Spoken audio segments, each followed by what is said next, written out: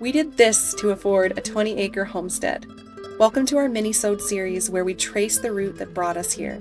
Before the beaches, before the freedom, there were excruciatingly cold winters in an RV with 2 kids, chasing work and dreaming of land that we could call our own. This was part of the journey, a raw chapter in A Journey's Map. With me on my just rolled out of bed morning walk as I tell you what we did to afford our homestead. So ever since the dawn of the day, we've kind of struggled with financially. And right after my second son, Emerson, was born, Dustin decided to go and work away on the pipelines. But we wanted to be together as a family. So I decided to buy this crappy old fifth wheel so that we could follow him and be together.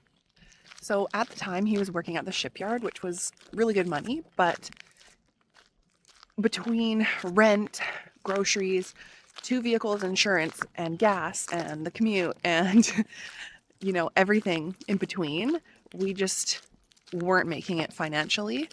And so the solution was to just go off grid, have no rent, have, less bills, and work making like a really good wage.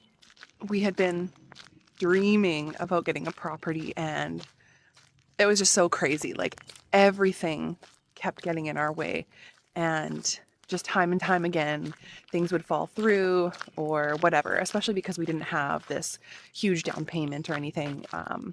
It just never ended up working out.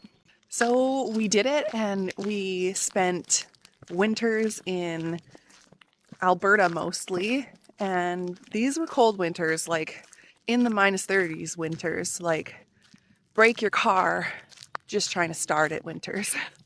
We moved around quite a bit, and sometimes we were off grid, sometimes we'd stay in campgrounds, and a lot of the time we didn't have a ton of access to water or electricity, so that made my job pretty hard. While Dustin was at work, I would be, running to town for gas or propane or to fill up water tanks, all while taking care of these 2 kids, which, if you've ever lived in a cold climate, is pretty tricky because every time you want to go out, you have to bundle them up really good. And, then one poops their pants or, or whatever. And it's just it's a huge ordeal. I can actually remember staying in this one place where we were hooked up to electricity, and a water truck would come like once a week or something like that. So we didn't have enough water to be using all the time for showers and things like that. So I had to take the kids to a shower house, and that was interesting, getting them all bundled up and loading them up on the toboggan and towing them in -30s to the shower house. And I had this bucket. It was like a big pot, like a big cooking pot that I used to bathe them in, because there was no baths, it was just showers. So I would tow them over with this bucket and get them all dressed and undressed and fill up the bucket, let them bathe in there, and then get them all dried off and back on the toboggan all bundled up. It was quite the ordeal. And then, of course, there was, going to get firewood or taking out the garbage or going to get to do our laundry. That was all done on toboggan. Many times I would have to get up in the morning to frozen pipes or a refrigerator that wasn't working, and I'd have to go out, and so for the refrigerator I'd have to go out and use a blow dryer to thaw it on the outside so that it would be warm enough to work. And or crawl underneath and use a blow dryer to thaw the frozen pipes. There was always something. In those temperatures, it's nasty. Then we headed up to Fraser Lake, which is kind of northernish BC, and I got pregnant with my 3rd baby. So in Fraser Lake, Dustin was working on some sawmills, and we only had one vehicle. He didn't have a company vehicle anymore, and we were saving money, remember? So we had one vehicle to share, which meant he needed to take the truck to work. And so I was stuck with a stroller that I had found for free. And it was this little double stroller. And I used that to go grocery shopping, to go do the laundry. We were on the outskirts of the town. So we just would, walk in and do all we needed to do and walk back with our stroller. By this point, I was getting pretty pregnant with our third, Elliot, and we had been looking online every day for years, pretty much, for the perfect property. And when I say perfect, I mean one that we could afford. And on this one fateful day, we found it. And so we ended up finishing up that season of work, and we went to go look at this property. And when we got there to go look at it, the realtor, she did not want to sell it to us. She was basically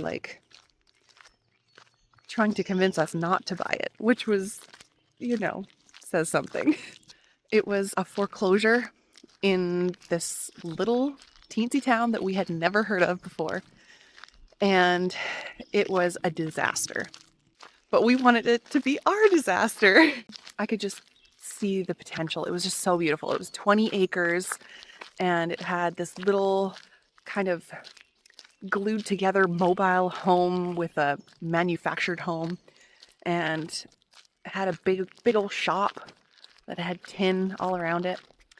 And it was just perfect. And so we put in our bid for it, and we won.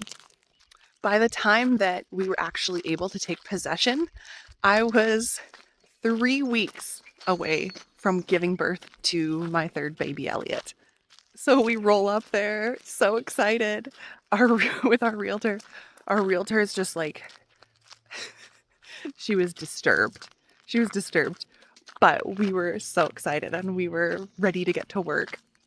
So we got to work shocking the well, flooring, doing dump run after dump run after dump run, scrubbing, cleaning, and friends came out and helped us, and it was a wild ride, and we needed to get it done within 3 weeks because I was about to pop, and we needed somewhere for me and the baby to be. So, we did my bedroom first and made sure that we had somewhere to at least be.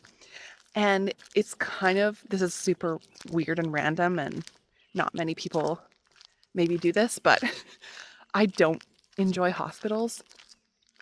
And since we were so far up, we were 3,700 feet in the mountains, and we were just too far out. I had a midwife to have a home birth, and the midwives were like, yeah, you can't really do the home birth. You're too far out. It's just if anything were to happen, you're too far from the hospital. But they're like, there's this place right across from the hospital that you can go. It's basically a hotel, and they will allow home births, I guess, in there. And so you can bring your birthing pool and blah, blah, blah, and go down and give birth to your baby there. And that way you're right across from the hospital and it's all good. And you don't have to go into the hospital. So that was the plan. Super, I know it's weird, but so the evening came where I went into labor, and I woke Dustin up and I said, hey, I'm going into labor. And he was like, oh, I feel really sick.